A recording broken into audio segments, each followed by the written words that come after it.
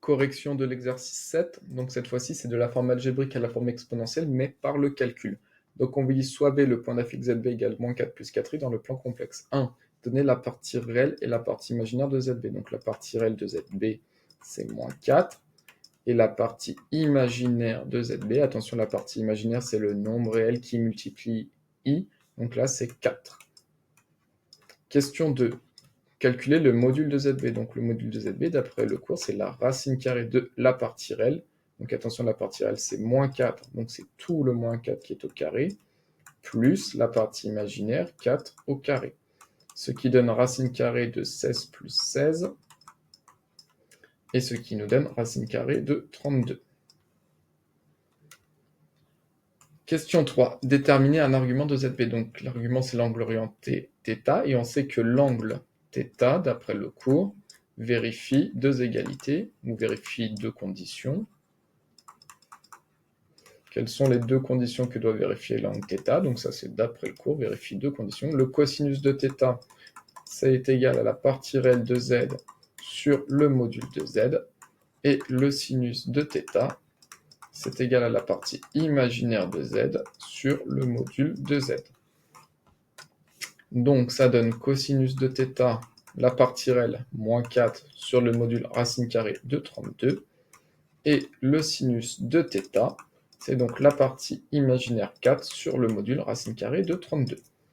Là, il faut prendre une calculatrice scientifique qui va vous simplifier ces calculs. Donc on va aller sur le site que vous connaissez. Voilà, plein écran, tac. Et donc nous, c'était comme calcul moins 4 sur racine carrée de 32 divisé par racine carrée de 32. Donc hop, on obtient la valeur exacte, moins racine carrée de 2 sur 2. Donc ça nous donne que cosinus de θ égale moins racine carrée de 2 sur 2. Et le sinus de θ, je vous laisse taper la calculatrice, mais en fait c'est la même chose, là il y a moins, il n'y a pas de moins, donc c'est racine carrée de 2 sur 2.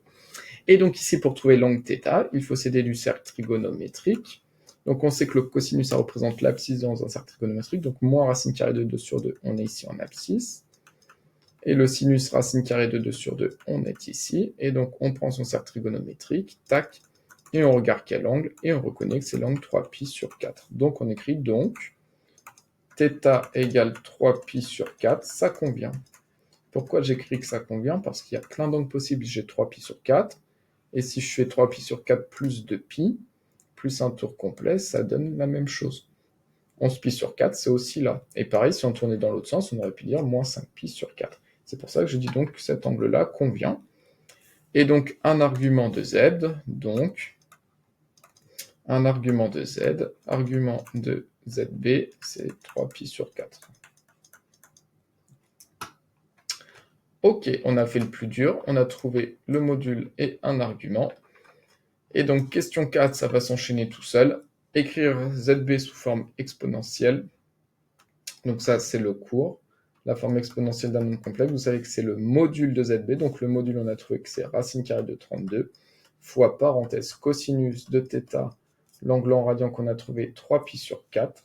Donc fois cosinus 3π sur 4 plus i fois, il y a un fois, attention entre le i et le sinus, i fois sinus de 3π sur 4.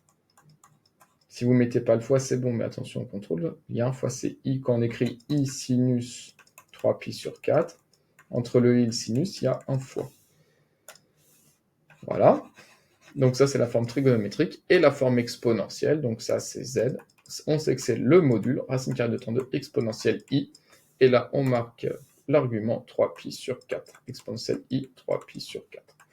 Donc voici la forme exponentielle, voici la forme trigonométrique. Et en dessous, donc soit z4 égale moins racine carrée de 3 plus i, calculer le module de z4, puis déterminer un argument de z4. Donc, on va calculer le module de z4, on sait que c'est la racine carrée, la partie réelle, donc moins racine carrée de 3, le tout au carré, plus, attention, la partie imaginaire, i c'est 1 fois i, donc ce qui multiplie le i c'est 1, la partie imaginaire 1 au carré. Ce qui donne moins racine carrée de 3 au carré, ça donne moins racine carrée de 3 fois moins racine carrée de 3, un nombre négatif donne un nombre positif, et donc ça donne racine carrée de 3 au carré. Et comme 3 est un nombre positif, la racine carrée au carré, ça c'est nul, donc finalement, moins racine carrée de 3, le tout au carré, ça donne 3, plus 1 au carré, ça donne 1, donc ce qui donne racine carrée de 4, ce qui donne 2. Et ensuite, on veut un argument, donc on sait que l'angle θ vérifie deux conditions.